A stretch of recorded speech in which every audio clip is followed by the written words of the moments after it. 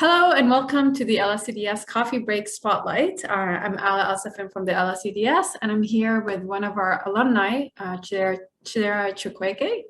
So a bit of background on Chidera. He is a consultant at Oliver Wyman, and prior to starting his consulting career, he earned a PhD in neuropharmacology, where his research focused on exploring the role of the dopamine D3 receptor subtype in addictions. During his PhD, he prepared to transition into consulting by taking on various leadership roles that exposed him to the business and consulting space. And at the LSCDS, he was an associate in the Career Day team. So welcome, Chidera. We're so happy to have you here. Thank you for having me. Awesome. So, before we get started, so I already mentioned that you're a consultant at Oliver Wyman. Do you mind telling us more about your role and what your day-to-day is like? For sure.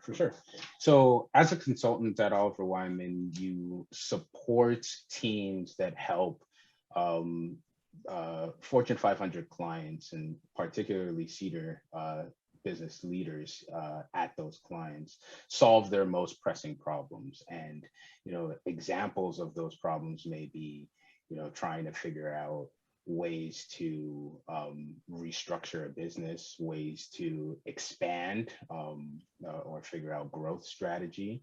Or you can, look into making certain investment decisions, right? Whether you want to acquire or divest a certain business arm. So we work on a variety of different problems and in a variety of different industries.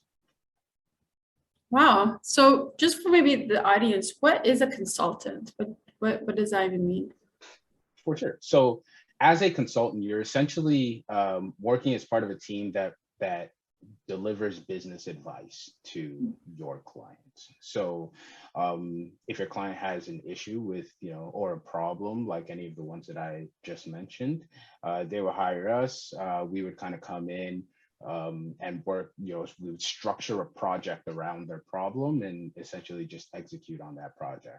Our projects vary in length depending on the type of project they are, but at least in my experience, most of my projects have been around 5 to 6 weeks, though I'll caveat that with saying that I'm currently staffed on a 6-month project. So, it does vary. That's really cool. So, looking back throughout your graduate school, when did you decide on your career path? Like, were there any pivotal moments or events as a trainee where you're like, yes, this is it, I want to be a consultant? It's a little bit of a yes and no. It's a yes because I recognize that I did not want to go down the professor route or the academia route relatively early. But there was no specific event or specific turning point where I recognized that, I wanted to go through consulting. What happened was, I started my PhD in probably maybe a year or the start of my second year in, I started doing a little more research and a little more digging in careers that were different from the academia or science related routes. I just recognized earlier on that I was not, being a professor was not, what I was interested in. And doing bench science or science related activities, while interesting during grad school, I didn't really want to do that for the rest of my career. And at the same time, I always had this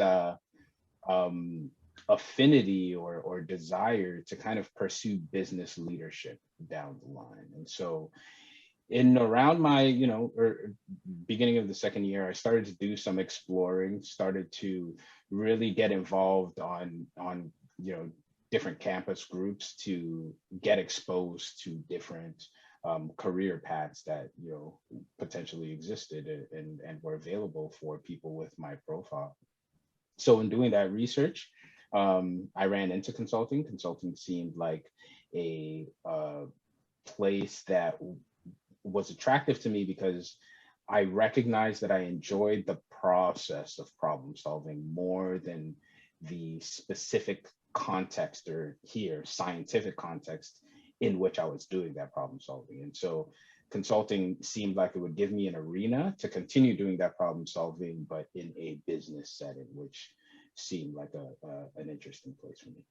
Yeah, and I think this is related to my next question, which is how do the skills that you kind of developed or honed during your graduate school kind of are related to you being a consultant right now? Yeah, sure. So there are a lot of transferable skills, but there are also some things that, like, are novel in this space to me. With respect to transferable skills, I mean, when you're doing science, or the scientific method itself, it revolves around gathering data, testing a hypothesis, coming up with a conclusion, then communicating that conclusion. Well, in consulting, you're doing very similar things, right? You have a hypothesis that you want to test for a client. You gather data to be able to test that hypothesis. You come to a conclusion with your project team, and then you have to kind of communicate, what that means to the client in a client-friendly manner. So that type of mindset definitely lends itself to be valuable in consulting. PhDs also bring it, and science students in general also bring a particular level of like analytical rigor that's helpful in consulting. So there are some transferable skills. That being said, like there's a bunch of things that you've learned while you're on the job, and a bunch of things that I'm still learning. That's great. And that's great. I think that's a relief for a lot of people who are doing grad school to know that like whatever skills they're honing now, it's gonna be of use, especially like in consulting and business, which some people may think it's quite different from like the life sciences. So now looking at the LSCDS, so what was your role in the LSCDS when you were here? Yeah, so I supported a team that worked on Career Day, which was a large career like seminar type event.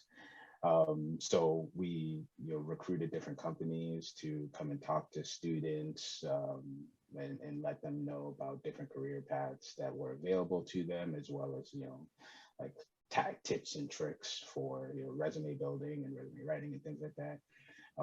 And on the other hand, we recruited we didn't recruit students, but we advertised to students to make sure that the companies that we did bring on board had an audience to speak to, but also to make sure that we were actually reaching students and letting them know that there were a bunch of different career paths out there that they could pursue if they were interested.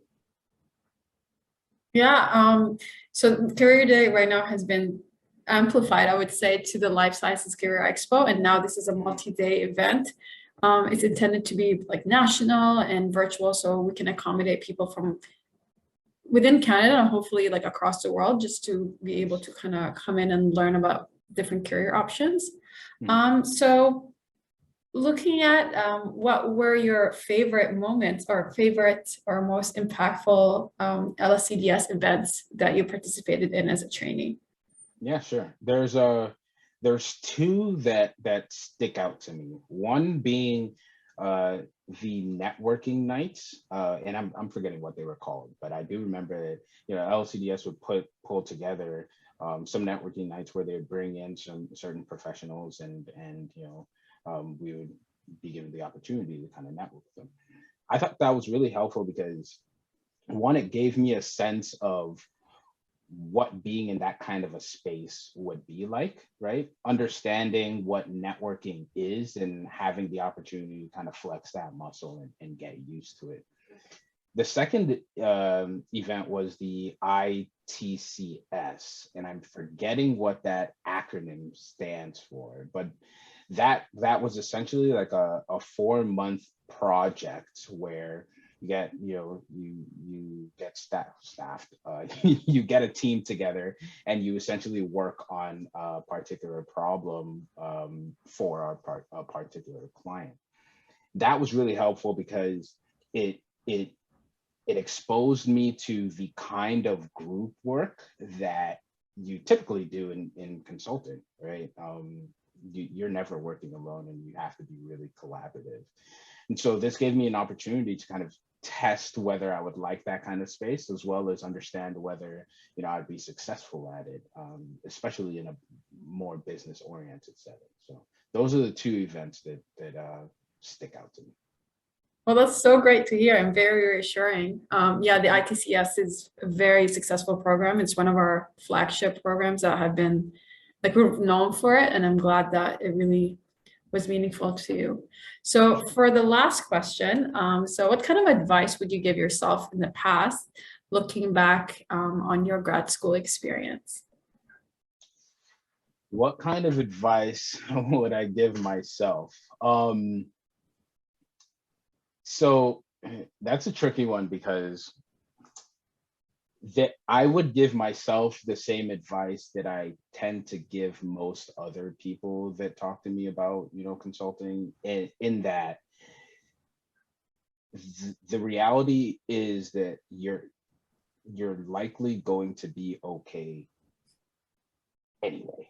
You're going to be fine, but I also understand that, you know, as you're going through kind of doing your career searching and exploring, there's some, you know, level of anxiety, some level of uncertainty kind of going through the process and not knowing where you'll end up or not knowing where you'll land. But they're like, if I could speak to, you know, Chidera in the past, I would tell him to just, like, not necessarily relax, right? But I would tell him to trust the fact that you'll be okay. And I say that because it's very easy to lose sight of the fact that, like, you, Chidera, you have the stuff that it takes to, you know, accomplish the things that you want to accomplish, right?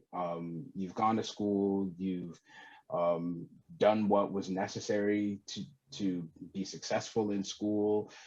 Chances are you'd likely be able to kind of port that type of success over to different settings. And I say that to a lot of the people that, you know, I speak to. A lot of them are U of T students, and the reality is, like, you know, you've been fine up until this point. So, you know, trust the fact that you'll be fine moving forward. That being said, the reason why I said not that I wouldn't say for him to relax is because I also believe that, you know, in order for things to end up fine, you should make sure to give whatever it is that you're trying an earnest try.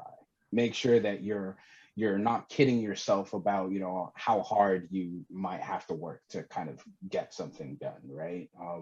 Make sure that you understand that, you know, what your strengths are and what your weaknesses are. Look at the realities of the world and be comfortable with the fact that, like, you know, there are some things that you can change and some things that you can't.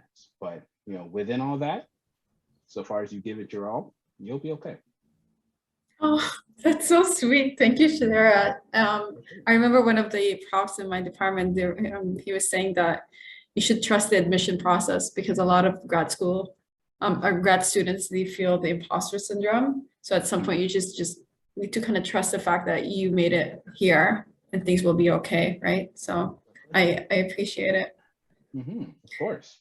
Thank you. Well, I guess this sums up the interview portion for our spotlight today. Thank you so much, Chidera, for your time. And Sure. as always, it's been a pleasure to talk to you. You as well. And for our attendees, be sure to be on the lookout for our spotlight interviews, as well as follow us on our social media to stay tuned with our events. See ya. Bye now.